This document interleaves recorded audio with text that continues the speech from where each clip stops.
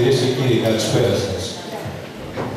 Για να μην χρονοτριβούμε, δίνω κατευθείαν στον λόγο στην Αντιπρόεδρο του Πολιτιστικού μας Σωματείου, την Άντε Βιτούλα, την ηθοποιό, που θα απευθύνει ένα χαιρετισμό στην εκδήλωση. Κυρίες και κύριοι, καλησπέρα σας. Σας ευχαριστούμε θερμά για την παρουσία σας στην απόψινή εκδήλωση. Είναι μεγάλη χαρά και τιμή για το Δήμο Παιανίας Γλυκών Νερών και την Ανοιχτή Ομπρέλα να φιλοξενεί τόσο σημαντικούς ανθρώπους, επιστήμονες και ομιλητές και να φέρνει στο προσκήνιο την ελληνική γλώσσα και τον ελληνικό πολιτισμό με τόσο όμορφο και ουσιαστικό τρόπο. Ειδικά σε μια περίοδο που λόγω της παρατεταμένης κρίσης τείνει να κυριαρχήσει είτε ο υπέρμετρος πατριωτισμός, είτε η πλήρης απαξίωση. Αισθανθήκαμε την ανάγκη, ιδρύοντας την Ανοιχτή Ομπρέλα πριν από 1 χρόνο περίπου, να ξεκινήσουμε μια προσπάθεια πνευματικής ανασυγκρότησης, ιδεολογικής αναγέννησης, αλλά και αισθητικής αναζήτησης για να παρασύρουμε την κοινωνία σε μια καλύτερη κατάσταση. Σήμερα, η παρουσία σας και ιδιαίτερα των νέων ανθρώπων μας κάνει να αισθανόμαστε ότι βαδίζουμε σωστά και ότι τελικά παρόλες τις δυσκολίες θα τα καταφέρουμε. Σχεδιάζουμε προσεκτικά δράσεις και προγράμματα και εργαζόμαστε αδιάκοπα με μοναδικούς πόρους τις πολύτιμες εισφορές των μελών μας για να ανατρέψουμε την κοινωνική απαξίωση και να προωθήσουμε τη σκέψη, για να δημιουργήσουμε βαλβίδες αποσυμφόρησης, ελπίδα και προοπτική για την πληγωμένη μας κοινωνία. Σε αυτά τα πλαίσια, ανακοινώνουμε επίσημα σήμερα την έναρξη των προσπαθειών μας για τη δημιουργία ρητορικού φιλοσοφικού κέντρου στην πόλη της Παιανίας, την ιδιαίτερη πατρίδα του αρχαίου Δίτορα Δημοσθένη.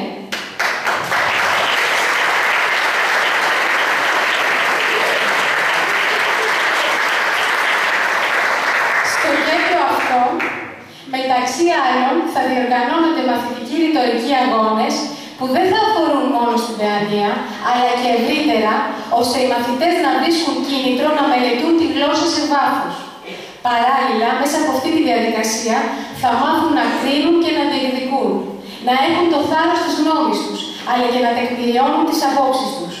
Επίσης, θα γίνονται ημερίδες, συζητήσεις και συμπόσια με σημαντικούς καλεσμένους, όπως είναι και η απόψινή, για να αναδείξουμε θέματα και να προβληματιστούμε επί της ουσίας, να παλέψουμε για το αύριο και να παραδώσουμε τη σκητάλη περήφανη στα παιδιά μας.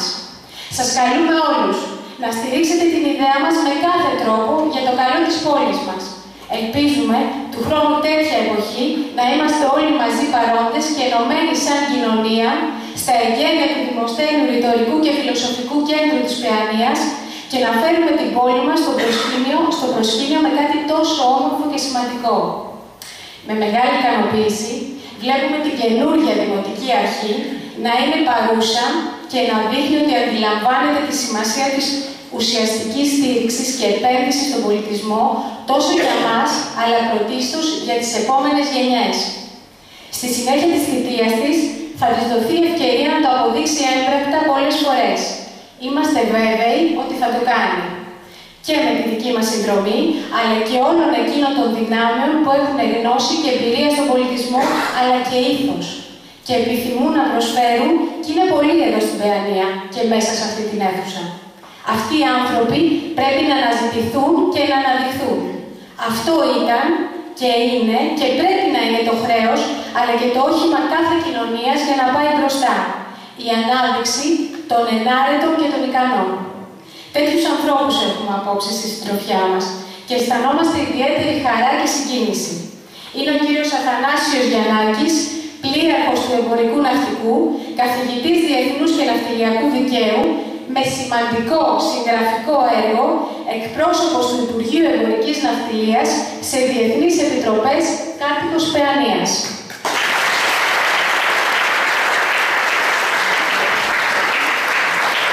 Ο κύριος Δημήτρης Ταθακόπουλος, δικηγόρος στον Άριο Πάγο, διδάκτορ κοινωνιολογίας της ιστορίας, μαΐστρο μουσικολόγος, συγγραφέας, αθλητής υδατοσφαίρισης, μέλος του Διοικητικού Συμβουλίου της Ενιαίας Ανεξάρτητης Αρχής Δημοσίων Συμβάσεων, μέλος νομοπαρασκευαστικών επιτροπών, μέλος του Διοικητικού Συμβουλίου του Δικηγορικού Συλλόγου Πειραιά και μέλος της ελληνικής αντιπροσωπείας στην Ένωση Ευρωπαϊκών Δικηγορικών Συλλόγων στις Βρυξέλλες.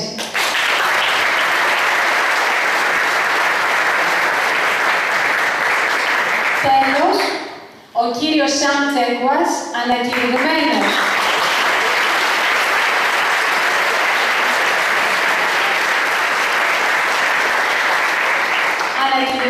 ως πρεσβευτής του ελληνισμού από την ελληνική κυβέρνηση, ένας σπουδαίος Έλληνας, οδοντίατρος, εκδότης, συγγραφέας, που είναι και το τιμόμενο πρόσωπο σήμερα και που θα φωτιστεί η προσωπικότητά του και το έργο του σταδιακά στη συνέχεια. Απόψε λοιπόν θα έχουμε τη χαρά να τους ακούσουμε και έτσι να τους γνωρίσουμε πολύ καλύτερα. Κλείνοντας, θα ήθελα να καλέσω στο βήμα τον Δήμαρχο Παιανίας κύριο Σπύρο Σάμου για να απευθύνει έναν χαιρετισμό στην εκδήλωση.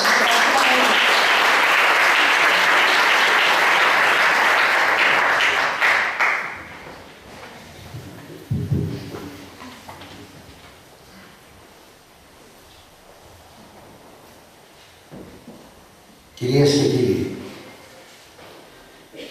σήμερα ο Δήμος μας έχει την μεγάλη τιμή να φιλοξενεί έναν σπουδαίο άνθρωπο, μια ξεχωριστή προσωπικότητα από εκείνες που συγκινούν και πάρουν τις καρδιές του κόσμου, από εκείνες που δεν σταματούν να αγωνίζονται για τα πιστεύω και τα ιδιώδη. Κυρίες και κύριοι, απόψε βρίσκεται κοντά μας ένας σπουδαίος πρεσβευτής του ελληνισμού, ένας μεγάλος Έλλην από την Ιγυρία, ο κύριος Σαμ Τσέκουας.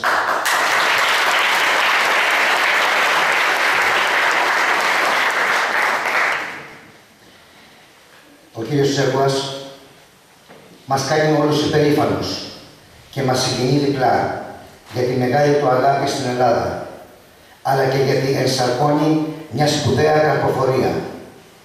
Είναι ένας γνήσιος πνευματικός καρπός του αθάνατου ελληνικού πολιτισμού. Αυτή η χώρα που ποτέ δεν σταμάτησε να αγωνίζεται έχει σήμερα ανάγκη όσο ποτέ την αφοσίωση και την αγωνιστικότητα των πνευματικών της τέκνων. Και εμείς οι Έλληνες έχουμε ανάγκη την κάθε φωνή που θα μιλήσει με αγάπη και δέος για τη θρυλική μας χώρα. Έχουμε ανάγκη να πιστέψουμε ξανά στο μεγαλείο της. Ο κύριος Τσέκουας ενσαρκώνει επάξια εκείνη τη φωνή. Τη φωνή που ξυπνά συνειδήσεις και που συνταράσσει ψυχές. Θέλω να τον ευχαριστήσω που βρίσκεται σήμερα στην πόλη μας και που μετοσίασε κάθε διδαχή ελληνισμού σε ένα μοναδικό ανθρώπινο μεγαλείο. Ευχαριστώ επίσης τον Πολιτιστικό Σύλλογο Ανοιχτή Ομπρέλα και τον Ορφέα Ζαφυρόπουλο για την πρωτοβουλία και την υλοποίηση της σημερινής εκδήλωσης, τους αξιότιμους ομιλητές μας και τέλος ευχαριστώ όλους εσάς που μας τιμάτε σήμερα εδώ με την παρουσία σας. Να είστε όλοι καλά, καλή σας ακρόαση.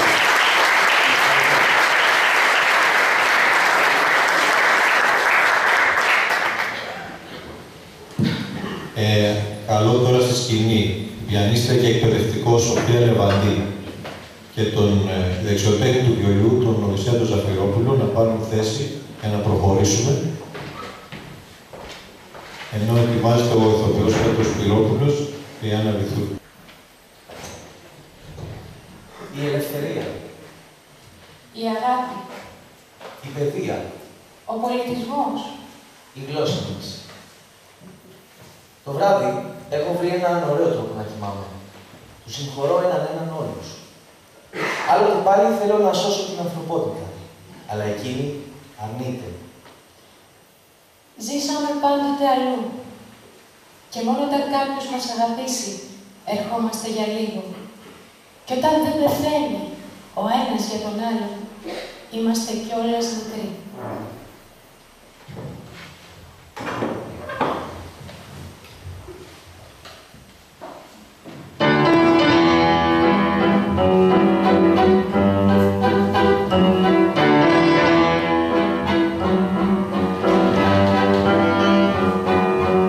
Όπως να σκοπάσω μέσα μου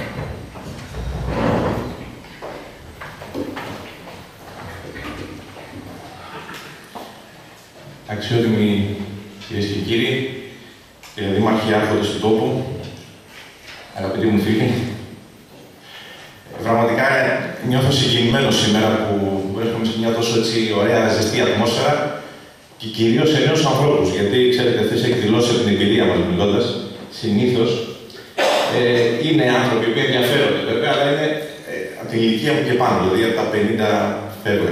Και λείπει η νεολαία. Σήμερα χαίρομαι γιατί βλέπω και νέους ανθρώπους εδώ. Για το βιβλίο του ΣΑΜ θα μιλήσει ο κ. Γιαννάκης, ο καθηγητής.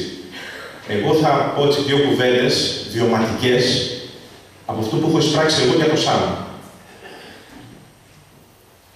Εδώ και χρόνια είχα δει κάποια αφιερώματα στην ελληνική τηλεόραση για έναν Νιγηριανό ελληνικής παιδείας, φιλέλληνα, ο οποίος όταν άκουσα να μιλάει, άκουσα το λόγο του και τον ηρεμό που είχε, είπα ρε παιδί, αυτό το άνθρωπο να το γνωρίσω κάποια στιγμή. Δεν το είχε φέρει εκεί, σαν να γνωριστούμε για χρόνια. Κατά καιρό αυτό ήταν στο μυαλό μου, μέχρι που τη στιγμή που δεν το περίμενα, δηλαδή, θα λέγαμε ο νόμος του Μέρφυ, κάπως έτσι. Τη στιγμή λοιπόν που δεν το περίμενα, σε μια εκδήλωση πριν 1,5 μήνα, στις 2 μήνες, στις 14 Σεπτεμβρίου, που γινόταν τα 200 χρόνια της φιλικής εταιρείας, και ήμουν ομιλητής για ένα αμιγώς έτσι ιστορικό θέμα και πιο στενό, ξαφνικά στο ακροατήριο από κάτω και στους καλεσμένους βέβαια, βλέπω έναν έγχρωμο έτσι ωραίο τύπο, με ωραίο χαμόγελο, να μου χαμογελάει και να βλέπω ποιος είναι αυτός. Άμα είναι αυτός που δεν ψάχνω να πω τόσο καιρό. Ο Σαμ, ο οποίος με κοίταγε έτσι με τα μάτια τα εκφραστικά. Μόλις τελειώσαμε, του είπα, παιδί μου, είσαι αυτός και τα λοιπά. Ναι, αυτός είμαι. Σαν να γνωριζόμασταν από παιδιά. Αγκαλιές, φιλιά, αμέσως, να γνωριστούμε καλύτερα, να δούμε πώς μπορούμε να συνεργαστούμε, τι να κάνουμε για την Ελλάδα, για τον ελληνισμό. Και εκεί, λέω εντάξει, τώρα μια γνωριμία που έγινε κάποια στιγμή, θα ξεχαστούμε, εντάξει, άλλαξαμε δύο κάρτες. Δεν πρόλαβε να πάει στην Αμερική, γιατί το έχει κάνει, πώς το λένε, κέντρο κολλιάσου, το έχει κάνει το Αμερική Ελλάδα το ΣΑΜ. Ήτανε, έφυγε, κάτσε 20 μέρες εδώ, γύρισε Άιρον και Κάιρον που λέμε εδώ, στα νέα ελληνικά ΣΑΜ. Και θα φύγει και θα ξαναγυρίσει σε 9 Δεκεμβρίου και πάει λέγοντας. Και δεν τηλέφωνα από την Αμερική, αμέσως. Μιλήσαμε αρκετή ώρα. Πλήρωνα το μεταξύ ο Σάμ. Μου λέει, αυτό που λέγει τις ιδέες του. Άρχισα να τον παρατηρώ περισσότερο, διάβασα το βιβλίο του, το Θαύμα να νιώσεις Έλληνας, και προσπάθησα να δω τι μπορώ να αποκομίσω κι εγώ από τον άνθρωπο. Δηλαδή, τι θέλει να πει αυτός. Να σας πω κάτι, ξέρετε, εμείς οι δικηγόροι έχουμε την εξής διαστροφή.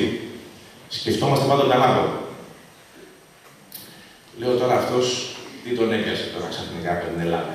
Σαν τα λέω όπως τα έχω πει, δημοσίως. Λέω, γιατί τόσο πολύ με την Ελλάδα για τον ελληνισμό. Πρώτη σκέψη, λέω εντάξει, ότι σπούδασε στην Ελλάδα, μεγάλωσε στην Ελλάδα, κάποιος Έλληνας τον είχε από κοντά και τον έχει κάνει Έλληνα γελίτσαρο, να το πω έτσι εισαγωγικά. Δηλαδή κάποιος του έδωσε πράγματα από την Ελλάδα, δηλαδή σπουδές, τροφή, καλοπέρασε, οτιδήποτε. Επομένως αυτός έγινε φύλακρος κείμενος προς την Ελλάδα και επομένως ένας Έλληνας γελίτσαρος, δεν έχει σημασία αν είναι νιγηριανής καταγωγής. Επομένως κάτι που κρύβει. Θα σας πω μετά πώς αυτό το επιχείρημα έπεσε. Λέω στη συνέχεια, το παιδί μου, εντάξει, είναι στη Νέα Υόρκη, έχει τον μοναδικό ελληνικό εκδοτικό οίκο στη Νέα Υόρκη και εκεί πέρα πάλι τι μπορεί να κάνει. Εντάξει, δει τη βιβλία ελληνικά, τα πουλάει, εμπόριο είναι αυτό.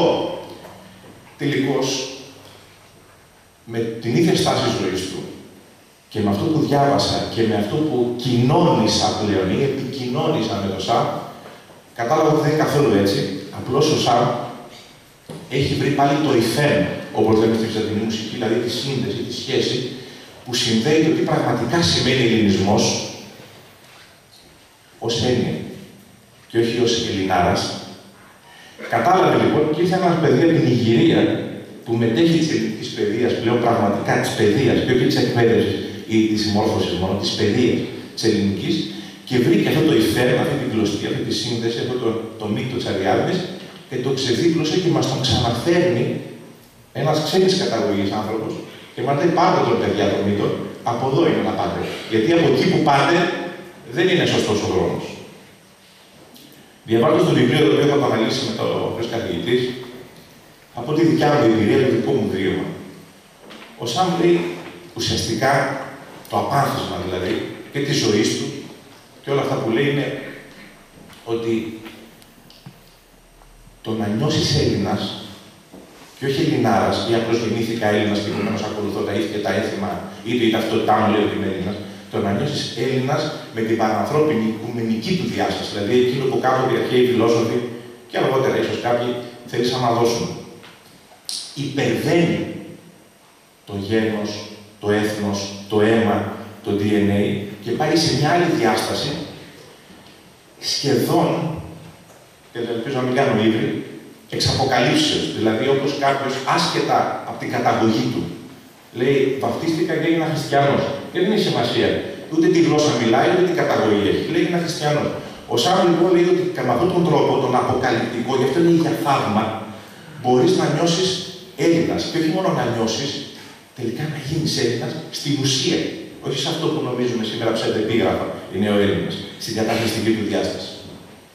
Παίρνοντας λοιπόν αυτή την αποκάλυψη, αυτό το θαύμα, το οποίο συνέβη με την Αντιγόνη, όταν έπεσε κάποια στιγμή στα χέρια του η Αντιγόνη, στην μια αγγλική μετάφραση, ως μαθητής που ήταν στην Ιγυρία, λέω ρε παιδί μου, μήπως διακατέχεται όπως είναι ψυχολόγοι για το σύνδρομο της Αντιγόνης, δηλαδή του συνεχώς κυνηγημένου που θέλει συνεχώς να υπερασπίζεται και να αποδείξει το δίκαιο μέχρι σε σκάτα. Δηλαδή, μήπως είναι ένας άνθρωπος κυνηγημένος από την Ιγυρία, από την Αφρική, από την Ελλάδα, από οπουδήποτε και τελικά νιώθει ίσως ένας μόνιμος μετανάστης. Όχι. Ο Σαμ και αυτή τη διάσταση, τη ψυχολογική, αν θέλετε, της Αντιγόνης, του συνδρόμου της Αντιγόνης, το έκανε ως οικουμενικός Έλληνας πολίτης του κόσμου. Δηλαδή, ουσιαστικά κυνηγάει, λέει, υπερασπίζεται τα δίκαια της Ελλάδος και του ελληνισμού, αλλά όχι με την γεωπολιτική διάσταση ή την πολιτική διάσταση ή τη διάσταση που εμείς ψευδώς αντιλαμβανόμαστε σήμερα. Λέει δηλαδή τι, για να μην σας κουράσω. 3 πράγματα. Το να είσαι Έλλην σου δημιουργεί έρωτα, ζέση για ελευθερία. Και εδώ πέρα πάμε στο έντιμο της λέξεως. Από το ελεύθερο, που σημαίνει ότι έρχομαι, αλλά ποτέ δεν είμαι παρόν. Δηλαδή η ελευθερία δεν είναι ποτέ παρούσα και διαρκής. Η ελευθερία είναι το διαρκές ζητούμενο. Και κερδίζεται καθημερινά και με τη στάση που έχουν οι τρίτοι έναντι ημών, στο καθένα πώς ξεχωριστά, και τη στάση που έχουμε εμείς έναντι του συνόλου. Και τελικώς, για να μπορείς αυτό το πράγμα να το δίνεις και να το διεκδικείς, δηλαδή να είσαι ταυτόχρονα άρχον και αρχόμενος, μέσα στα πλαίσια της ελευθερίας και όχι της αναρχίας και της ασυδοσίας και του σεβασμού του εαυτού σου και των άλλων, χρειάζεται εκείνο σαν παιδεία. Και προσέξτε τώρα, αν δεν ήξερε ελληνικά να μπορεί να ξεχωρίσει τις έννοιες, και πάμε και λίγο στη γλώσσα, εκπαίδευση, μόρφωση, παιδεία, και έμενε μόνο σε μια αγγλική μετάφραση. Στα αγγλικά λέμε education.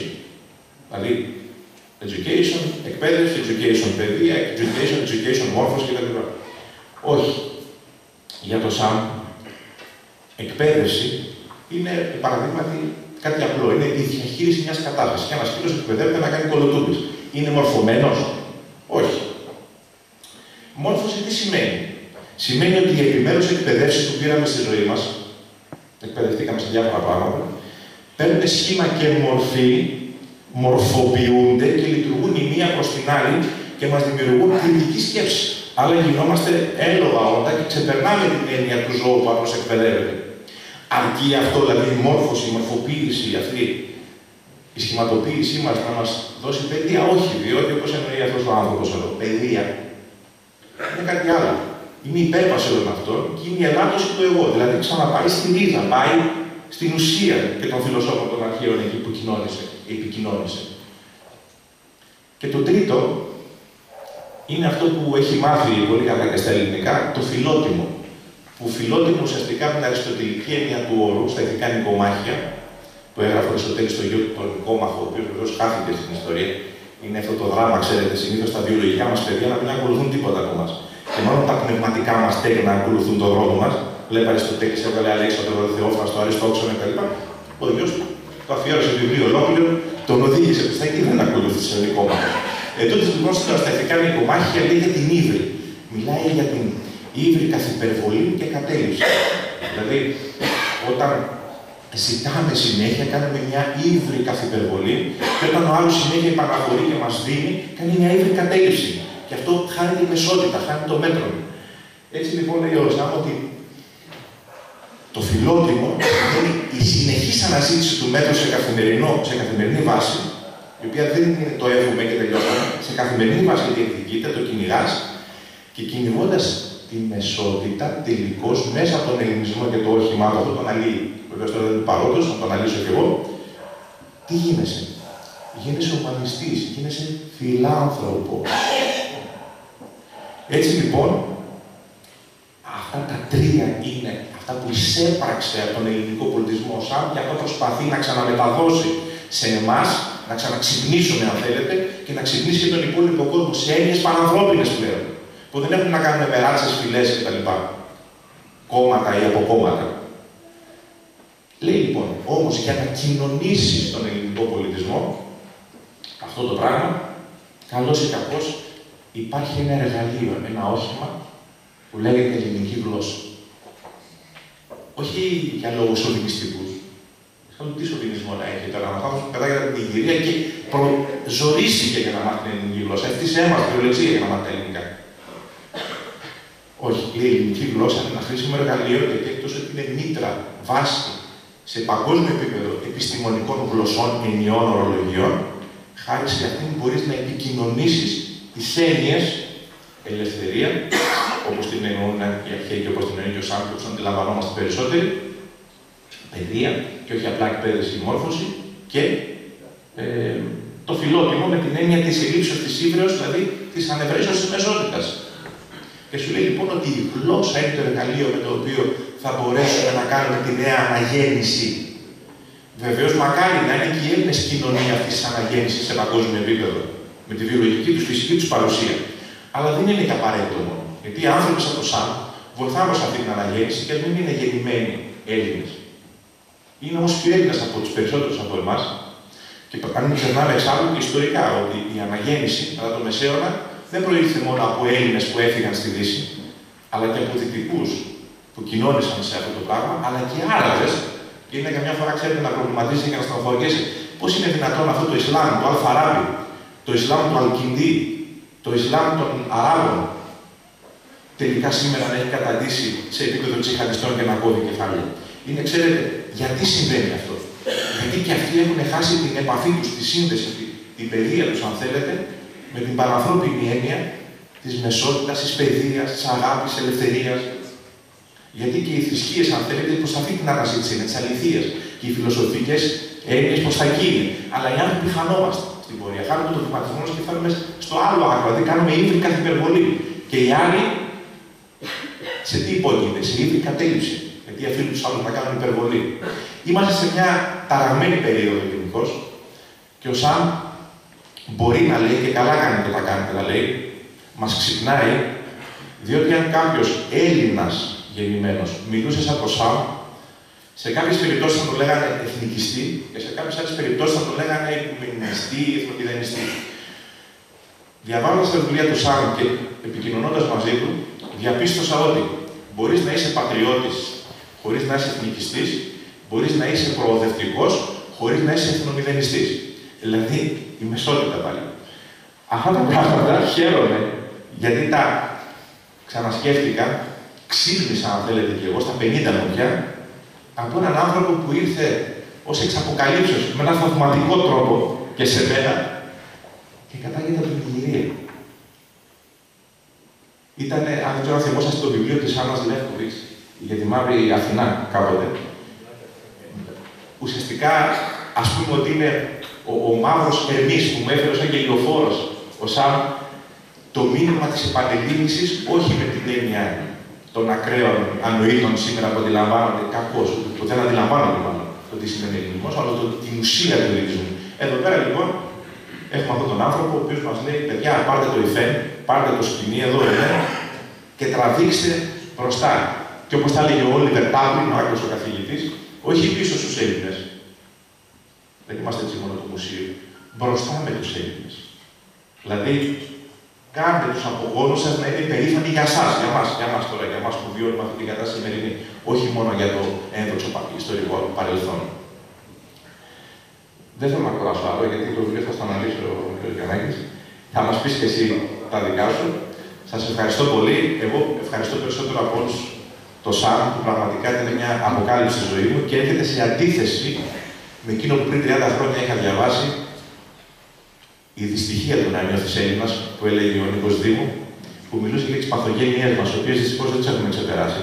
Μάλιστα λέει σε μια στροφή του εκεί ο Νίκος Δήμου, ο Έλληνας λέει είναι συνεχώς εκτός πραγματικότητας. Και επειδή είναι εκτός πραγματικότητας, είναι δυστυχισμένος. Και μετά είναι ευτυχισμένος επειδή είναι δυστυχισμένος. Λέει δεν σε είχα δίκιο. Όλα είναι μαύρα κάρτα. Και είναι ευτυχισμένος γιατί τελικά είναι όλα μαύρα κάρτα, γιατί είναι εκτός πραγματικότητας και δεν δουλεύει αυτό να το κάνει συνεχώς. Ο Σάμ κάνει μια άλλη προσέγγιση, μια βιωματική ενός ανθρώπου που δεν γεννήθηκε Έλληνας, αλλά έγινε Έλληνας, αλλά με τη λέξη λόγο, δηλαδή με την κυριολεξία. Σας ευχαριστώ πολύ, θα τα πούμε και αργότερα.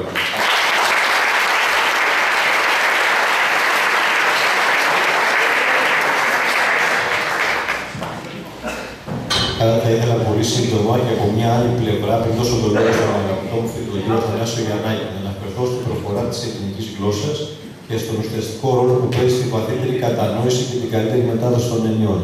Η ελληνική γλώσσα λοιπόν έχει συγκεκριμένους κανόνες προφοράς που όμως δεν διδάσκονται στα σχολεία, αλλά ούτε και στα πανεπιστήμια, εκτός ίσως από κάποια ελάχιστα τμήματα. Σίγουρα πάντως οι εκπαιδευτικοί στη συντριπτική τους πλειοψηφία δεν γνωρίζουν σχεδόν τίποτα, εφόσον δεν είναι κομμάτι της εκπαίδευσής τους η ορθή προφορά της γλώσσας μας. Έτσι, δεν μπορούν να δώσουν σωστά ακουστικά ερεθίσματα στους μαθητές. Αυτό έχει ως συνέπεια πρώτον να στερείται η γλώσσα από τον ωραίο της ήχο. Άρα είναι αισθητικό το ζήτημα, να μου πείτε. Όμως ενός κακού μοίρια έπονται. Είναι και αισθητικό βέβαια και η αισθητική έπαιζε πάντα τεράστιο ρόλο στην προηγμένη κοινωνία των αρχαίων Ελλήνων. Γιατί ο άνθρωπος εναρμονίζεται με το περιβάλλον μέσα στο οποίο ζει. Η συμπεριφορά του, οι ιδέες που γεννά και η όψη του ακόμα είναι ανάλογη. Άρα μπορείτε να σκεφτείτε τι συμβαίνει στις μέρες μας με το αισθητικό κομμάτι, κάνοντας μια βόλτα στη γειτονιά, στην πλατεία, στο σχολείο, στον δρόμο. Το ίδιο συμβαίνει και με τη γλώσσα. Όταν λοιπόν δεν τηρούνται οι κανόνες προφοράς της γλώσσας, χάνεται η δυναμική του νοήματος των λέξεων και των φράσεων. Χάνεται η ουσία, το ζουμί της γλώσσας. Θα αναφέρω ενδεικτικά με δύο κανόνες. Παραδείγματος χάρη γράφουμε τη λέξη πάντα, αλλά πρέπει να προφέρουμε πάντα. Έτσι, γράφουμε τη λέξη φεγγάρι, πρέπει να προφέρουμε φεγγάρι. Εντύπωση, εντύπωση. Δηλαδή, όπου συναντάτε δίφθογος ή σύμπλεγμα συμφώνων στο μέσο ελληνικής λέξης, ακριβώς πριν παίρνει ένα ελαφρύ υπεροϊκό νη. Το τελικό σίγμα προφέρεται σαν ζήτα όταν η επόμενη λέξη αρχίζει από τα γράμματα β, γ, δ, λ, μ, νηρό. Όπως στις φράσεις στους βράχους, τις γέφυρες, τις μέρες, τους λέω, της νέας, τους ρωτώ. Τρίτη συνέπεια και ουσιαστική της απουσίας από την ελληνική γλώσσα της ορθής προφοράς είναι ότι ανατρέπεται η διαφραγματική, η φυσική δηλαδή λειτουργία της αναπνοής. Να πούμε εδώ ότι σε έρευνες που έγιναν στο εξωτερικό σε μεγάλο αριθμό ανθρώπων παρατηρήθηκε ότι εκείνοι που βύθιζαν τον αέρα στο σώμα τους είχαν σημαντικά λιγότερες πιθανότητες να αναπτύξουν καρκινογενέσεις λόγω του ότι το οξυγόνο που μεταφέρεται με τη βύθιση του αέρα στο σώμα είναι ανασταλτικός παράγοντας στην εξέλιξη των καρκινικών κυτάρων. Έτσι, άρα λοιπόν η σωστή προφορά μας οδηγεί και στη σωστή αναπνοή. Η σωστή αναπνοή έτσι, μας κάνει να ζούμε καλύτερα. Άρα κάποια πράγματα που θεωρούμε δευτερεύοντα, όπως η προφορά της γλώσσας, είναι άρρηκτα συνδεδεμένα με την αισθητική, την αναπνοή, την υγεία μας, ολόκληρη τη ζωή μας. Αυτή τη σύντομη παρέμβαση την έκανα με την ιδιότητα του καθηγητή φωνητικής και ορθογωνίας για να θίξω στη σημερινή συζήτηση για τη γλώσσα, έστω και επιγραμματικά, το θέμα της προφοράς της γλώσσας. Και τώρα, με την ιδιότητα.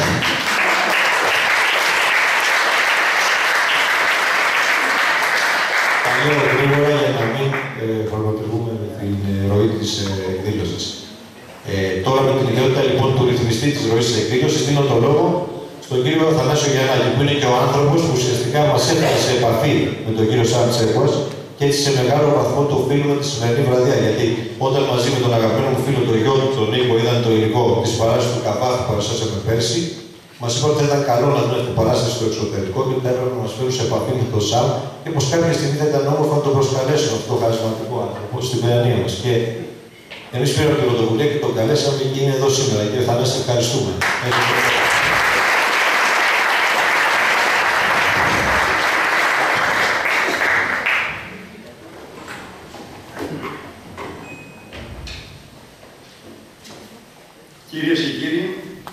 συμπολίτες.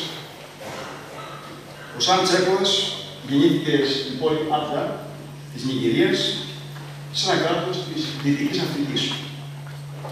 Σε μια χώρα που το μεγαλύτερο ποσοστό του πληθυσμού είναι αναλφάβητοι και ο κόσμος δυστυχεί.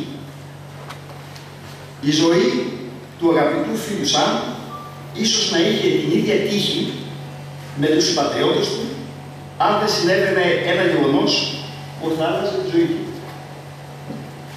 Μαθητής στις πρώτες τάξεις του γυμνασίου ήταν όταν τυχαία πέτυχε στα χέρια του το βιβλίο του Σοφοκλέους «Η Αντιγόνη» στα αγγλικά. Η Νιγηρία ήταν αγγλική απικία και σαν δεύτερη γλώσσα ομιλεί το αγγλική. Τον κατενθουσιάζει αυτό το πραγματικό αριστούργημα του Σοφοκλέους και κατόπιν σε ηλικία 18 ετών, υπερβαίνοντας όλα τα εμπόδια, θα έρθει να φοιτήσει στην Ελλάδα. Ελληνικά δεν γνωρίζει. Παρ' όλα αυτά θα εγγραφεί στην οδοντιατρική σχολή του Αριστοτελείου Πανεπιστημίου Θεσσαλονίκης, από όπου θα αποφοιτήσει και θα εργαστεί για λίγα χρόνια σαν ιατρός στην Ελλάδα. Οι σχέσεις του με τους φοιτητές και γενικά όλους τους Έλληνες είναι άριστες. Αγαπάει την χώρα αυτή αφάνταστα και όταν μιλάει για την Ελλάδα συγκινείται. Δυσκολίες όμως εργασίας και άλλες ανάγκες τον αναγκάζουν να εγκαταλείψει την Ελλάδα και να μεταναστεύσει στην Αμερική, στη Νέα Υόρκη, επενδυμένος με την ελληνική παιδεία.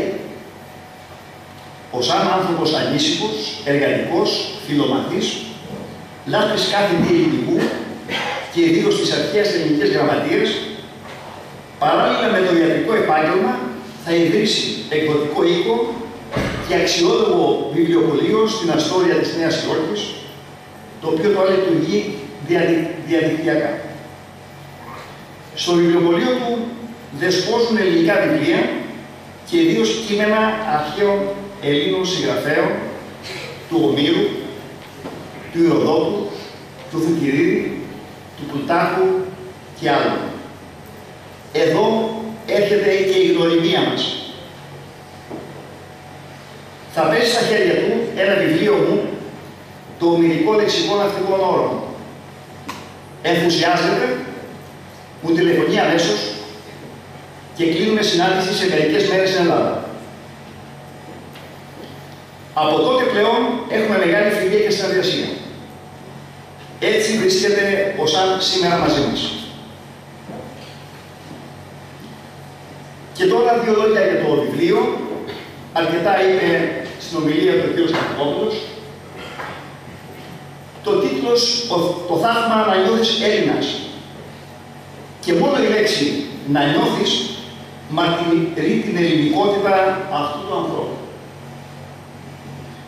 Το βιβλίο είναι ένα ευχάριστο βιβλίο, καταληπτό, το καταλαβαίνεις, απέριτο, δεν το βαριέσαι, χιουμοριστικό, συνδέει το παρόν με την αρχαία ελληνική γραμματεία και έχει μεγάλο αυτοσαρκασμό. Αυτοσαρκάζεται ο ίδιος ο Σαν. Θα διαβάσω μόνο δύο γραμμές από το πιστόφυλλο του βιβλίου για να μην σας κουράσω. Και λέει: όταν μιλάω για την Ελλάδα, τα αισθήματα ξεκίνονται ποταμός μέσα μου και εμποδίζουν τα λόγια. Δεν βρίσκω λόγια να περιγράψω αυτό που νιώθω. Το τόσο δυνατό που με συνεπέρνει και με απογειώνει. Το τόσο σταθερό που έγινε ο άξονας της ζωής μου. Το τόσο υπέροχο που με κάνει να αισθάνομαι άνθρωπος. Αγαπητέ Σαν, είμαι ευτυχής που γνώρισα έναν καλό φίλο. Σας ευχαριστώ.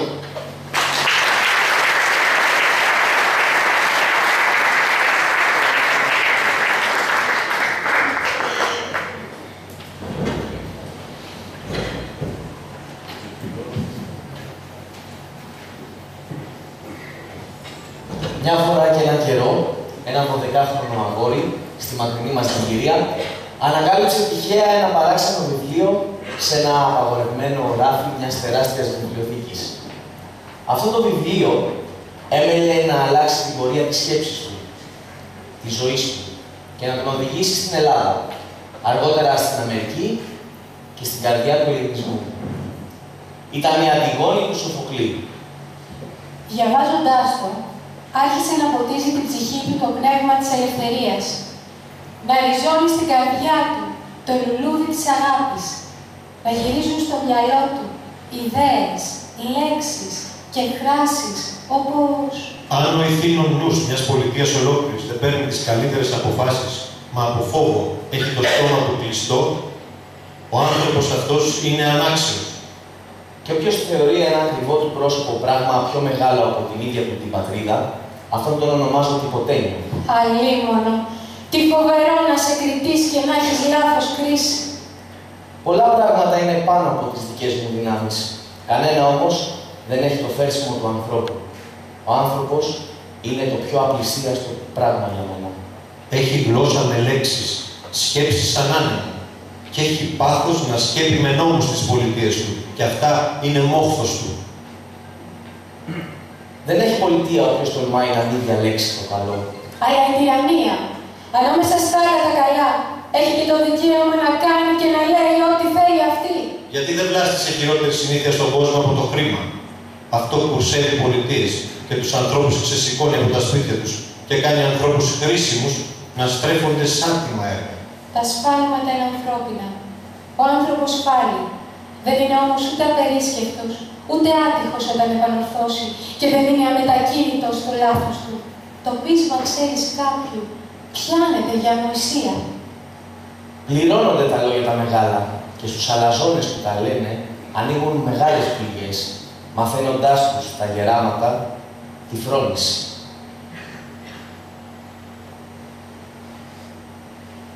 Οι άνθρωποι, όταν φύγουν μακριά τους οι χαρές, εγώ δεν λέω πως ζουν. Όποιος το πάθει αυτό, είναι για μένα ζωντανός νεκρός. Δεν γεννήθηκα για να μισώ. Γεννήθηκα για να αγαπώ. Κυρίες και κύριοι, ο Σαν Τσέκο.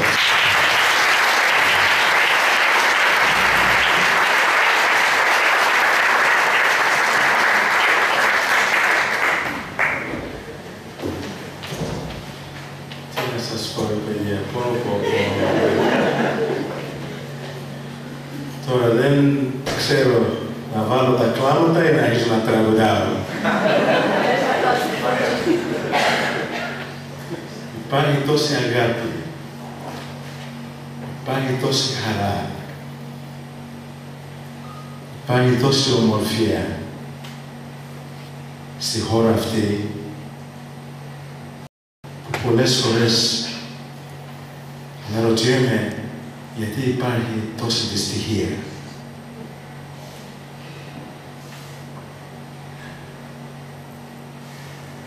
Έχετε αργήσει πάρα πολύ να με γνωρίζετε. 30 χρόνια επιμένω στην Αμερική, στους Έλληνες της παροικίας μας εκεί, ότι αξίζει η ελληνική γλώσσα και αξίζει ο ελληνισμός. 30 χρόνια. Εσείς έχετε αργήσει. Αλλά όπως ο ελληνισμός έχει διαχρονικότητα, έτσι αργοπορεί να φτάσει η αλήθεια στα μέρη εκεί που χρειάζεται. Και σήμερα έφτασε στην Παϊανία. Ευχαριστώ πάρα πολύ.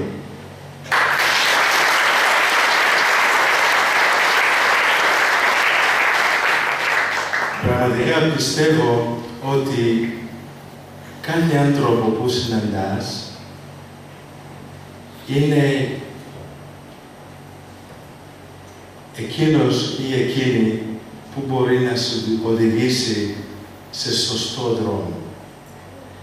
Για μένα, κάθε Έλληνα που συναντώ είναι ένας δάσκαλος που μπορεί να μου μάθει το αλφαβητάριο. Η χώρα αυτή είναι η χώρα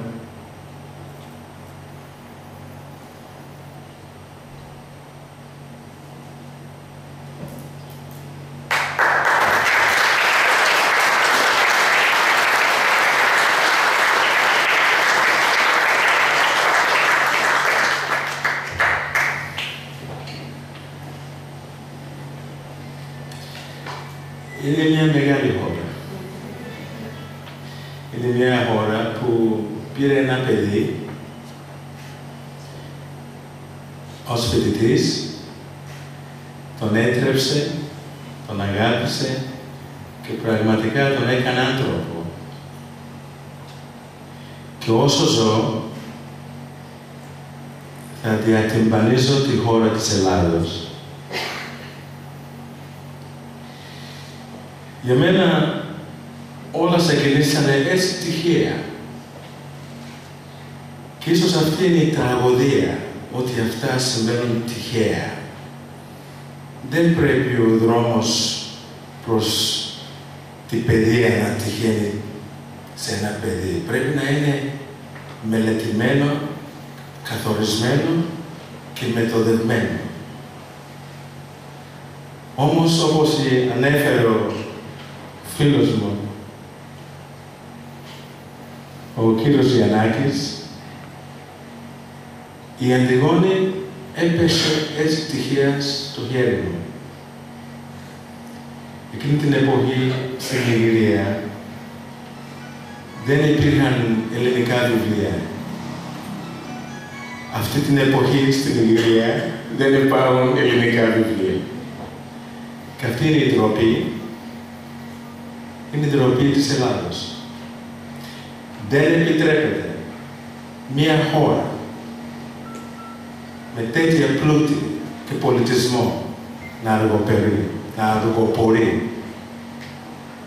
Το ελάχιστο που μπορεί να κάνει, να κάνουν και τα παιδιά της, εσείς δηλαδή, εμείς, αφού πήρα και την παιδεία σας και έγινε Έλληνας, είναι να την μεταφέρουμε όπου αναζητείτε. Το ελάχιστο. Συνήθως συναντώ Ελληνόπουλα στην Αμερική, που αναρωτιέμαι αν πραγματικά καταλαβαίνουν το τι σημαίνει ελληνισμός. Για αυτούς μπορεί ο ελληνισμός να είναι οι χωροί που πάνε και κάνουν κάτι τόσο. Ξέρεις, εμείς οι Έλληνες μας αρέσει πάρα πολύ ο χορός. Μαζευόμαστε κάτι τόσο, ότι οργανώνουμε τους χορούς μας κλπ. Μπορεί να νομίζουν ότι είναι εκείνο το ωραίο φαγητό που θα φάνε. Μπορεί να νομίζουν ότι είναι εκείνο το ταξίδι που θα πάνε σε ακρογιαλίες της Ελλάδος. Αλλά για μένα η Ελλάδα είναι κάτι διαφορετικό. Κάτι τελείως διαφορετικό. Για μένα η Ελλάδα είναι ο πολιτισμός. Η Ελλάδα για μένα είναι idea. It's an idea that has no boundaries, that has no σύνορα. It's an idea that can move from one nation to another and bring all nations together. Αυτή είναι η Ελλάδα για μένα. Και αυτή είναι η Ελλάδα που πρέπει να εμφυτέψουμε πάλι, ειδικά στα Ελληνόπουλα μας. Αφορμή του βιβλίου είναι ο Γιωργάκης. Όσο θα πάρετε το βιβλίο και θα διαβάσετε, θα δείτε ένα τίτλο που λέει «My name is George and I'm American». Τυχαίνει στην Αμερική το 1990 να έψαχνα από γειτονία σε γειτονία για βιβλιοπωλεία. Γιατί είχα μεγαλώσει σε κυριολεξία στο βιβλιοπωλείο του Μπαρμπουνάκη στη Θεσσαλονίκη. Και δεν υπήρχε βιβλία εκεί πέρα που είχε ενδιαφέρον να μην ήθελα να το διαβάσω. Εφόσον εμείς οι ξένοι τότε που δεν είχαμε πολλά λεφτά, διακοπές δεν είχαμε που να πάμε, οπότε πρέπει να μείνουμε. Και έτσι έμαθα να διαβάσω. Και φτάνοντας πλέον στη Νέα Υόρκη μετά τις σπουδές μου, έψαχνα κάπου να βρω ελληνικά βιβλία. Ούτως αλλιώς με αυτά μεγάλωσα. Και δεν έβρισκα. Και γι' αυτό άνοιξα και το βιβλιοπωλείο στην Αμερική το 1992. Όχι μόνο για να πουλάμε βιβλία, γιατί στην ουσία it didn't make any economic sense to open a bookstore. Δεν υπήρχε λόγος, γιατί δεν θα βγάζουμε λεφτά. Ίσως ήταν και λίγο εγωιστικό αυτό για μένα, γιατί ήθελα κάπου να βρίσκω ελληνικά βιβλία να διαβάζω. Και φτάνοντας τότε ήταν ο Αρχιεπίσκοπος, ο Ιάκωβος, ο οποίος είχε καταλάβει ότι είχα πάρει πλέον ένα κομμάτι της Ελλάδος μαζί μου. Και μου λέει τότε, σαν θα πας σε αυτή την ενορία και σε εκείνη την ενορία για να μιλήσεις για την ελληνική γλώσσα. Ναι, σεβασμιότατε, του λέω. Το μόνο που δεν μου είπε είναι ότι σαν πάρε και κανένα φράγκο για να μπορείς να πάρεις ταξίδι. Σε ορισμένα από αυτά τα μέρη έπαιρνε ένα λεωφορείο τότε να πάρει. Και ίσως και αυτό είναι το μάθημα το οποίο διδάσκω στα παιδιά, ότι η Ελλάδα για ένα παιδί σου τα δίνει όλα. Εμένα μου τα έδωσε όλα. Η Ελλάδα σου δίνει το απαραίτητο, σου δίνει μία αλφα μόρφωση, την οποία ο καθηγητής έπειτα λέει πρέπει τη μόρφωση να την πάρεις και να την ανεβάσεις σε επίπεδο που γίνεται πλέον παιδεία. Και ίσως γι' αυτό όταν τον γνώρισα και τον καθηγητή, τον αγάπησα αμέσως. Γιατί για μένα είναι ο δάσκαλος που αναζητώ. Για μένα είναι ο Έλληνας που θέλω να έχω επαφή μαζί του για να με ανεβάσει πνευματικά, αλλά και εκπαιδευτικά. Και δημόσια να σου το πω, ευχαριστώ, όχι μόνο εσύ, και ο φίλος μας δίπλα. Και άμα δεις όλους τους... η γυναίκα μου λέει, όλο με κουλτουριάνιδες πάει.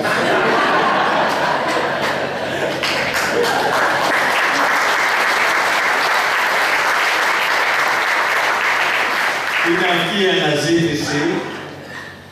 η αναζήτηση για το καλύτερο. Για μένα, ο Έλληνας είναι δάσκαλος.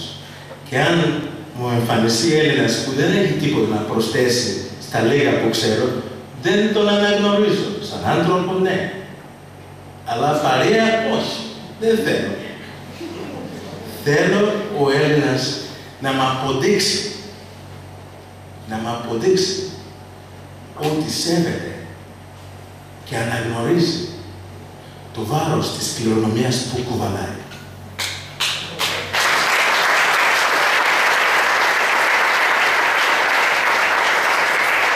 Και θα επιστρέψω στο Γιωργάκη, αλλά θέλω να καταλάβει το Ελληνόπουλο το πόσα έχει κληρονομήσει. Είμαστε τώρα σε ένα μαραθώνιο που έχει κάποιο αλφα προορισμό. Μαραθώνιο βάση στην δυτική επιστήμη. Το Ελληνόπουλο ξεκινάει, στο τέλος ξεκινάει. Τα δικά μου παιδιά θα περάσουν από 2, 3, 4 λεξικά για να μπορέσουν να μάθουν τι σημαίνει otorhinolaryngology. Otorhinolaryngology, το οποίο στο πανεπιστήμιο το κόψαμε στο οριλά. Για να μην κουραζόμαστε. Και πολλές φορές τους λέω στους φοιτητές μου, μην στεναχωριέσαι, πες το όλα για να το συνηθίσεις. Μα είναι δύσκολο. Αυτή είναι η ελληνική γλώσσα. Είναι η γλώσσα που διεργύρει τον εγκέφαλο. Είναι η γλώσσα που αν ο τζιχαντιστής το μάθει, θα πετάξει το όπλο για να στεναχωρείται τι είναι αυτό που περνάει στο μυαλό του. Και αν θέλουμε να προλάβουμε τους αυριανούς τζιχαντιστές και Μπόκο Χαράμ, η ελληνική γλώσσα, να τους μπερδέψουμε το μυαλό τους από μικρά παιδιά.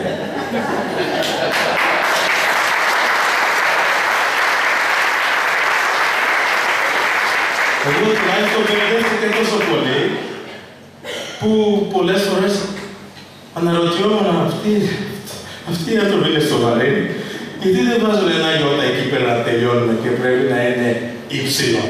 Τι είναι το ύψιλον ή το ήτα? Λέω σε ένα παιδί, είσαι smart, μου λέει ναι. Λέω πώς γράφεις το κήρυκας? Σταματάει. Λέω, τώρα δουλεύει τα σχολεία. Πώς γράφει το κήρυκας? Του πήρε 2 λεπτά να πει ότι ξεκινάει με ύψιλον και μετά ήτα και καταλήγει με αλφα. Του πήρε 2 λεπτά. Εκείνα τα 2 λεπτά σώζει τη ζωή του παιδιού αυτού. αυτή είναι η ομορφία της ελληνικής γλώσσας. Λαμβάνω γράμματα τώρα από παιδιά. Κύριε Σάμ, σ' αγαπούμε, κύριε Σάμ, μας αρέσει αυτό που κάνεις. Προτείνω να έρθεις στη τάξη μας. Και το προτείνω, το γράφει με ταφ γιώτα, όχι ταφ εψιλον-γιώτα. Και αντί για το μέγα στο τέλος, μου βάζει και ένα όμικρο να τελειώνει. Όχι, παιδί μου, του γράφω πίσω. Η ιδιαιτερότητα της γλώσσας αυτής είναι να μάθεις να τη γράφεις σωστά. Γιατί είναι μια μοναδική γλώσσα, την οποία ομιλείται από την νεομιλική εποχή μέχρι και σήμερα. Και κάθε λέξη κουβαλάει και μαζί του την έννοια. Και έτσι, όταν σου λέει γιατρός, είναι αυτός που κάνει τι, θεραπεύει. Το γιατρός δεν το γράφεις με Y, το γράφεις με I-A-T-R-O-S.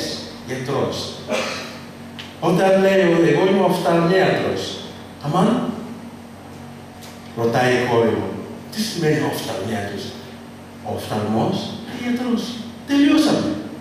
Αυτοί θα μπερδεύονται για να το μάθει. Ενώ το Ελληνόπουλο πέρασε την τάξη. Δεν επιτρέπεται. Δεν επιτρέπεται σε ένα Ελληνόπουλο να μην αναγνωρίσει αυτά τα χαρίσματα του Θεού. Αυτά τα δώρα που η φύση, οι παππούδες σας, και τους λέω κιόλας και τους θυμώνω, δεν το κληρονόμησες, δεν το δημιούργησες εσύ, το κληρονόμησες. Άρα από τεμπελία δεν θέλεις να το καλυτερεύσεις. Εγώ τα διδάσκω εγώ στην Αμερική και τους κάνω και τρελαίνουν. Φτάνω πλέον στο Connecticut και μετά την ομιλία μου, την οποία δεν πληρώθηκα, και ήμουν και τιμωμένος που αφήνω τις δουλειές μου και πάω και κάνω όλα αυτά. Και η ομιλία ήταν και στα ελληνικά, και ήταν και πάνω στη γλώσσα. Τους βάζει ο Father Πούλος να με χαιρετήσουν τα παιδιά, να με σφίξουν το χέρι ένας. Και έρχεται το παιδάκι τώρα και του λέω, πώς σε λένε? Μου λέει, my name is George. Ωραία. Ξαναρωτάω, πώς σε λένε? Μου λέει, my name is George. Ωραία. Λέω, από πού είσαι? Ενώ καταλαβαίνεις τα ελληνικά, μα απαντάει στα ελληνικά. Μου λέει, I am from Peloponnese, οι γονείς μου. Του έλα, ρε Γιώργακη, ελληνικά είδαμε να μιλήσουμε. Δεν ήθελα για να κάνουμε αστεία. Και γυρνάει και μου λέει, I am an American. Α, λέω, έχω κι εγώ ένα passport αμερικανικό. Και του το δείχνω. Και εγώ είμαι Αμερικανός, του λέω. But I love Greece. Και αν θέλεις να αγαπήσεις και την Αμερική, πρέπει να προσθέσεις αυτό που εμείς λέμε στην Αμερική, που λέγεται The American Experiment.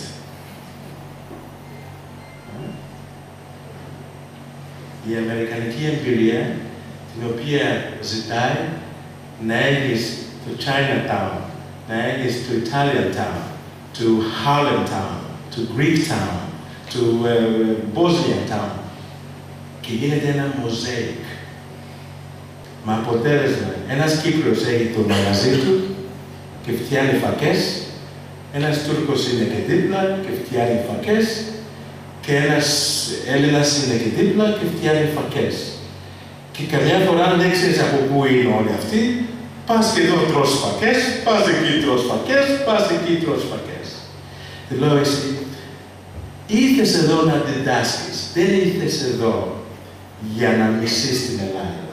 Και θα γίνεις καλύτερος Αμερικανός αν πρόσθετες τον ελληνισμό στον American Experiment. Δεν νομίζω ότι με κατάλαβε, αλλά αυτή είναι η αφορμή για να γράψω αυτό το βιβλίο. Για να πείσω στα παιδιά μας ότι Greek is cool again, baby. Και πρέπει να μιλάμε και στη γλώσσα τους. Greek is cool. Η μεγαλύτερη χαρά που έχω νιώσει δεν είναι αυτά που θα πέρανε κάποιος στο μυαλό του. Είναι να βλέπω το γιο μου να κάνει μια συζήτηση με κάποιον και να του λέει, στην κυριολεξία, δεν το πίστευε αυτό, ότι έχω καταφέρει να πείσω ένα παιδί να σκέφτεται. Και του λέει, the beginning of I know is I don't know. Είναι Παναγία μου. Ποιος είναι αυτό? Η αρχή του ξέρω είναι ότι δεν ξέρω. Γιατί του μαθαίνω, του λέω, για να λύνεις τις διαφορές σου με τους φίλους σου κλπ. Πρέπει να χρησιμοποιείς διάλογο.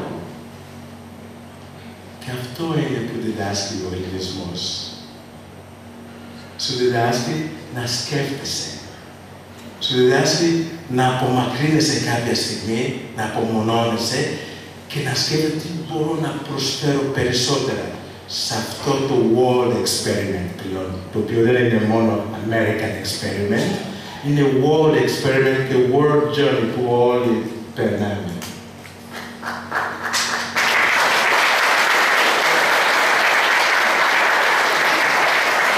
Είμαι ένας πάρα πολύ τυχερός άνθρωπος που γνώριζε αυτή τη χώρα. Είμαι ένας πανευτυχής άνθρωπος που γνώρισε τους ανθρώπους αυτούς που γνώρισα και γνωρίζω ακόμα κάθε μέρα, προσθέτεται κάθε μέρα. Οι δεσμοί που έφτιαξε πριν από 30 νέους φοιτητές, όσοι παρακολουθούν από το Facebook, είναι σαν να τη φτιάξαμε τώρα, σήμερα, να ξεκινήσαμε σήμερα. Άρα, αυτό που λέμε φιλοξενία πρέπει να βρούμε άλλη λέξη, γιατί έχει ξεπεράσει τη φιλοξενία. Έχει πάει σε άλλο πλατφόρμα, κύριε καθηγητά. Έχει πάει σε κάποιο άλλο πλατφόρμα, άλλο επίπεδο. Ευτυχώς που σε έχω και εμένα. Αυτό που λέμε φιλανθρωπία στην Ελλάδα, στο εξωτερικό, στην Ελλάδα έχει πάει σε άλλο πλατφόρμα, σε άλλο επίπεδο. Και πρέπει να είμαστε περήφανοι για αυτά που η φύση και η ιστορία και ο πολιτισμός μας έδωσε. Έχουμε δημιουργήσει το Hellenism 2020, ένα καινούριος οργανισμός. Αφού δεν μπορούσαμε να κτίσουμε τις μεγάλες βιβλιοθήκες που ήθελα να κτίσουμε, και ευτυχώς έχουμε το ίντερνετ, ο σκοπός είναι απλά. Όπου κάθε παιδί θέλει να μάθει ελληνικά, να βρούμε έναν τρόπο μέσα από το δίκτυο να του το μάθει. Και σας καλώ σήμερα, όσοι είναι εδώ και αισθάνονται ότι προστάνε κάτι στη χώρα αυτή, σε οτιδήποτε δουλειά που κάνετε, να προωθείτε την Ελλάδα, όχι μόνο μεταξύ σας, αλλά παγκοσμίως. Η γη μας αναζητάει και περιμένει ακόμα από την Ελλάδα. Η γη μας ζητάει να τη σώσουμε. Και ξέρω ότι με τον ελληνισμό, ξέρω ότι με τους Έλληνες μπορούμε να ξαναδούμε μια καλύτερη μέρα. Σας ευχαριστώ.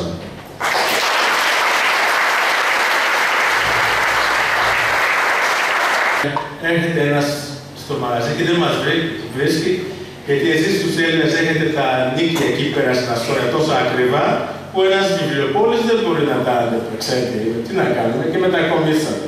Με βλέπει στον δρόμο, μου λέει, κύριε Σαμ, τι έγινε, έμαθα ότι έχεις μουβάρει. Του λέω, σταμάτα ρε Κώστα, τι έχω μουβάρει, έχω μετακομίσει τελικά. Πρέπει να αγωνιζόμαστε η γλώσσα αυτή, να μην την διαφτρετώνουμε, να μην την χαλάμε. Γιατί εγώ μαλώνω συνέχεια με ανθρώπους που μου χαλάνε τη γλώσσα. Έρχεται ο άλλος μια μέρα που έβρεχε και λέει, φώναξε τον ιδιοκτήτη, γιατί έπαιρνε νερό μέσα στο μαγαζί. Και λέω, εντάξει, ας τη φωνάξουμε τον ιδιοκτήτη. Το φωνάζω τον ιδιοκτήτη. Λέω, κύριε Γιάννη, βρέχει εδώ πέρα, τι θα κάνουμε.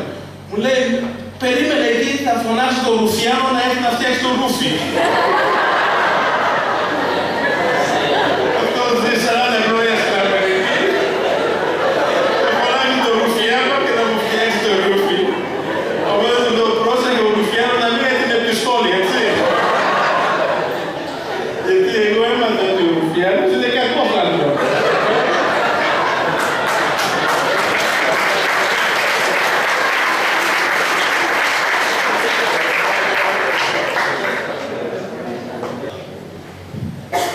Σαν να έχεις κάνει ένα σχολείο στην Ιγυρία. Μπορείς να μας πεις κάτι για αυτό, αν είναι ιδιωτικό σχολείο, αν έχεις από το κράτος κάποια βοήθεια, τη χορήγηση. Είχα πει λίγο πριν ότι για μένα ο Έλληνας είναι ο δάσκαλος, τελείωσε. Δεν θα μπορούσα να ξεχάσω και την πατρίδα μου, την οποία πραγματικά, ντροπή μας δηλαδή, αναζητάει τον ελληνισμό και δεν υπάρχει. Στο σχολείο που είχα περάσει, όπου είχα γνωρίσει και την Αντιγόνη, πάμε μια βόλτα. Σήμερα δεν υπάρχει ούτε ένα αντίτυπο του βιβλίου αυτού. Και αυτό είναι η κατάσταση την οποία προσπαθούμε να αλλάξουμε, γιατί ένα παιδί θέλει παιδεία για να γίνει αυτός που η κοινωνία ζητάει. Χωρίς την παιδεία, αφήνεις αυτόν τον άνθρωπο στο σκοτάδι σε όλη τη ζωή και θα ταλαιπωρείται. Και είναι απλά το αλφαβητάριο ζητάει. Το αλφαβητάριο. Όσοι θέλετε να κλάψετε, ελάτε μαζί μου. Στην αρχή του έτους, όταν ανοίγουμε τη θηρίδα και παίρνουμε μόνο 40 παιδεία και είναι άλλο 800 έξω και τσιρίζουν και κλαίνουν και φωνάζουν γιατί νομίζανε οι γονείς τους είπαν ότι θα πάνε σχολείο. Έλα να κλάψεις, φίλε μου. Αυτή η δυστυχία πρέπει να βοηθάει η Ελλάδα να τη διορθώνει. Και μπορώ να σας πω, υπάρχει και ένα οικονομικό όφελος σε αυτό. Όταν μαθαίνεις γράμματα σε ένα παιδί, του μαθαίνεις και τους τρόπους. Δηλαδή εκείνο το παιδί, εγώ ελαιόλαδα δεν ήξερα. Τυρόπιτα ούτε είχα ακούσει. Τσουτσουκάκι, τι είναι αυτό. Και όμως, αν περάσει μέρα που δεν καταλαβαίνω αυτά τα πράγματα, που τα φτιάχνει κάποιος Έλληνας, που τα φτιάχνει ένας αγρότης και τα στέλνει με ένα φορτηγό στην αγορά και τα με... Καταλαβαίνετε το οικονομικό όφελο. Το καταλαβαίνει κανείς. Η παιδεία είναι πιο εύκολο τρόπο να αποκτήσουμε τους αυριανούς φίλους μας. Όσοι θέλουν να το σκεφτείτε. Όσοι θέλουν. Να ρωτήσω εγώ κάτι στο ΣΑΜ, πιο σκληρό. Μας είπες την καλή σου εμπειρία μέχρι τώρα. Όμως, μία από τις ιστορίες που έχεις, τις 10 ιστορίες μέσα στο βιβλίο, επειδή δεν ήταν τα πράγματα που τα έδινα, και καλό είναι το κοινό μας να το ξέρει και αυτό, έχεις πέσει και θύμα από τους ίδιους ανθρώπους, δηλαδή σε αγκάλια, σαν μια μερίδα που τους έδινε, και θύμα ρατσισμού σε μια άλλη περίπτωση.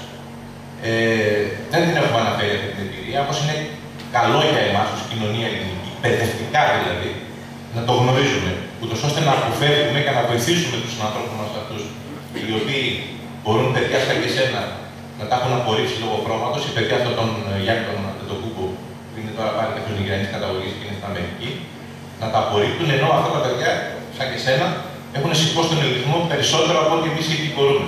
Θα ήθελα να μας πεις και για αυτή την εμπειρία. Κοίταξε, είπα ότι ήρθα στην Ελλάδα να ασχοληθώ με Έλληνας, όχι με βλάκες.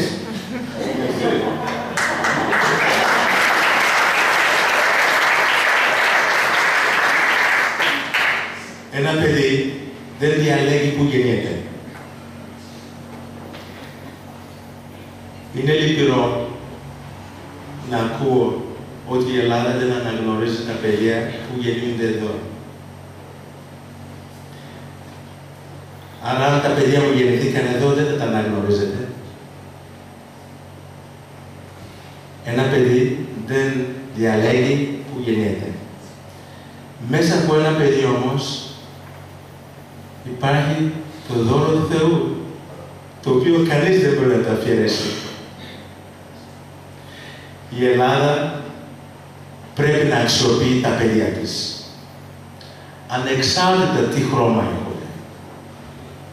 Αλλά όλα αυτά που σας είπα για τον ελληνισμό πάει περίπατο. Χθες ήμουν σε μια οργάνωση, σε μια εκδήλωση, το οποίο αυτοί το ονομάσανε Next Generation. Και είναι παιδιά που γεννηθήκαν εδώ από Αλβανία, από Νιγηρία, από παντού, που πρέπει να γίνουν 18 χρονών για να μπορέσουν να βγάλουν κάποια άδεια.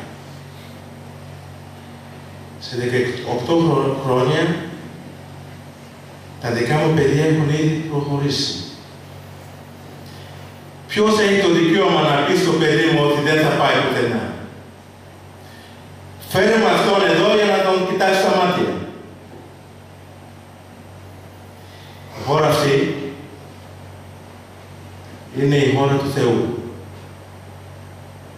Είναι η χώρα που έχει και την Ορθόδοξη Εκκλησία. Μία εκκλησία που έχει αγωνιστεί παγκοσμίως. Πόσοι από εσάς ξέρετε ότι στην Αμερική όταν καταδιώκονταν ο Μάρτιν Λούθερ Κίνγκ ήταν ο Ιάκωβος, ο πρώτος. Ο Ιάκωβος, τώρα πέθανε ο Ιάκωβος, ο Αρχιεπίσκοπος, ήταν ο πρώτος που έσπασε το φραγμό. Λέει, η συνείδησή μου με καλεί να αγωνιστώ με τον Μάρτιν Λούθερ Κίνγκ. Και διώκτηκε και αυτός κατά κάποιο περίοδο.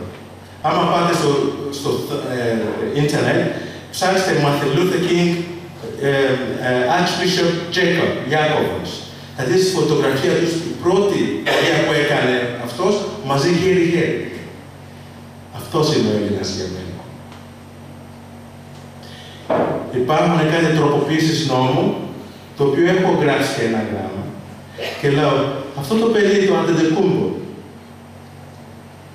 πώς και δεν είπε στους γονείς του, μην με γεννιέται στην Ελλάδα, πηγαίνετε εγώ κάπου αλλού να γεννηθώ. Γιατί δεν θα με αναγνωρίσουν. Όμως είδα και μετά μια φωτογραφία που ήταν με τον πρωθυπουργό μας, αφού τώρα βγάζει πόσα εκατομμύρια το χρόνο, τώρα δικαιούται να φωτογραφηθεί. Είναι ντροπή στη χώρα αυτή και το λέω δημόσια να μην αναγνωρίσει τα παιδιά του.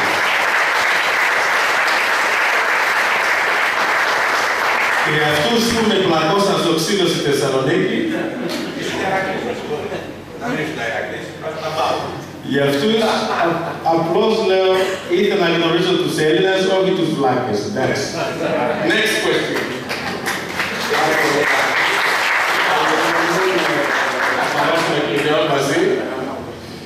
Όταν κυκλοφοράει ένα ελληνικό βιβλίο, αυτό το έχω προτείνει πάρα πολλά χρόνια τώρα. Βλέπω με το να κυκλοφοράει ένα ξένο βιβλίο, μέσα σε 3-4 μήνες μεταφράζεται στα ελληνικά. Άρα υπάρχει μια ροή πολιτισμού. Με το να κυκλοφοράει ένα ελληνικό καλό βιβλίο, ούτε σε 15 χρόνια δεν έχει μεταφραστεί στα άλλη γλώσσα. Άρα η ροή σταματάει κάποια. Δεν είναι δουλειά του κράτους. Είναι δουλειά ιδιώτων σαν και εμάς. Είναι δουλειά των συλλόγων συγγραφείων. Είναι δουλειά των ανθρώπων που πιστεύουν στα γράμματα της χώρας αυτής. Φτιάξτε ένα ταμείο, όπου μια μικρή επιτροπή, 5 άτομα, θα διαλέγει ο Δήμος σας κάθε χρόνο. Θα βραβεύετε ένα βιβλίο, το οποίο δίνω κι εγώ λεφτά, βοηθάω κι εγώ για να μεταφραστεί και να κυκλοφορήσει και στα άλλα μέρη. Αν δεν είχε πέσει η Αντιγόνη στο χέρι μου, στα αγγλικά, εσύ και εγώ δεν θα γνωριζόμασταν σήμερα. Είναι πολύ απλά. Ο πολιτισμός χρειάζεται ένα μέσο για να μεταφέρεται. Ο μέσος αυτός τώρα λέγεται γλώσσα. Άρα πρέπει να εξακολουθάμε με το ίδιο ζήλο που μεταφέρουμε ξένα λογοτεχνία στην ελληνική, να μεταφέρουμε και τα ελληνικά στα ξένα. Πρέπει να υπάρχει σε κάθε δήμο ταμείο θεατρικής παραστάσεως, το οποίο θα πούμε, εντάξει, σήμερα δεν μπορούμε να σας στείλουμε στο Carnegie Hall, αλλά θα σας στείλουμε στο Off-Broadway, για να ζήσουν και άλλοι άνθρωποι αυτή την παράσταση που είδαμε εδώ σήμερα. Είναι ντροπή τα παιδιά μου να μην μπορούν να εξακολουθούν να βλέπουν ελληνικές παραστάσεις στη Νέα Υόρκη και περιμένουν όταν το βγάλει το Hollywood και μετά παραπονιόμαστε γιατί το κάνανε έτσι, γιατί το κάνανε αλλιώς, γιατί το κάνανε έτσι και αλλιώς. Πρέπει η Ελλάδα να ξαναβρει το δρόμο τους και να στείλει το πολιτισμό ξανά σε όλο τον κόσμο. Ευχαριστώ πάλι.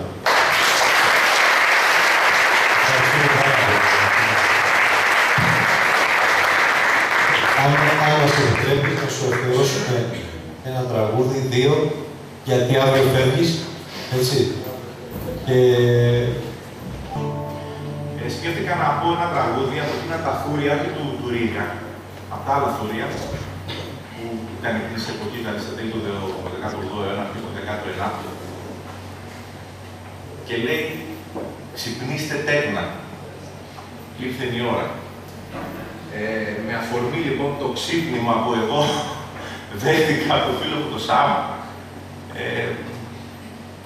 και στη λογική μάλλον των νέων κρυφών σχολιών, γιατί σήμερα εδώ πέρα, ξέρετε, μάλλον κάτι τέτοιο κάνουμε, με ένα είδος κρυφού σχολείου, δηλαδή, όπως είπα και προηγουμένως, και συγχωρέστε μου την υπερβολή στη λέξη, εδώ πάλι γινόμαστε ο καθένας από εμάς ομάδα και η ομάδα προστατεύει τη μονάδα. Ουσιαστικά είναι η περιπτουσία του ελληνικού πολιτισμού και της δημοκρατίας, δηλαδή όλοι για έναν και ένας για όλους. Κάτι ένα μότο που πήραν μετά και οι σωματοφύλακες που ήταν 4. Λοιπόν, το τραγούδι αυτό το θούριο μας λέει, ίσως μας δίνει το στίγμα το τι ήθελαν και τότε οι λόγοι της εποχής εκείνη με τη φαναριώτικη γλώσσα τους. Μάλλον δεν τα κατάφεραν. Μάλλον δεν τα κατάφεραν να ξυπνήσουμε όπως έπρεπε. Ας ακούσουμε λοιπόν.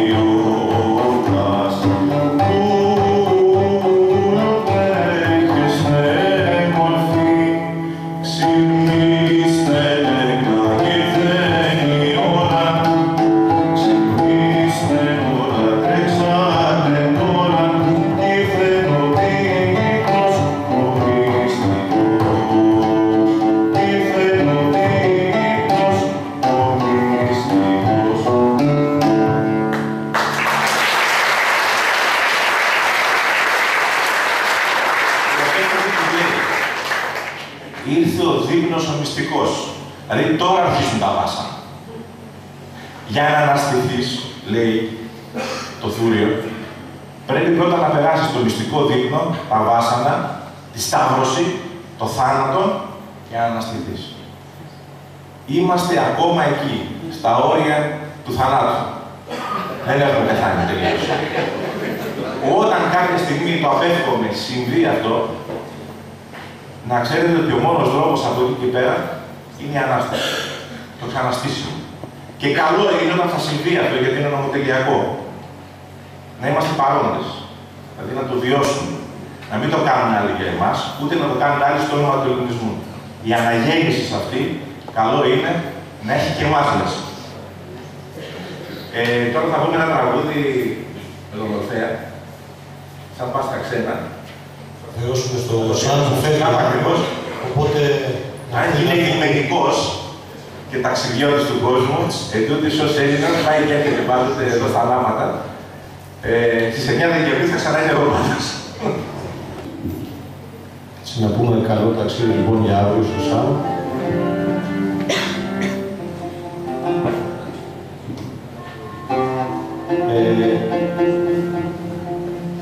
Ωραία, είναι ο Ρίστος Ζαφυρόπουλος, ο καθηγητής του βιολοντσέλου, δεν τον είχαμε παρουσιάσει.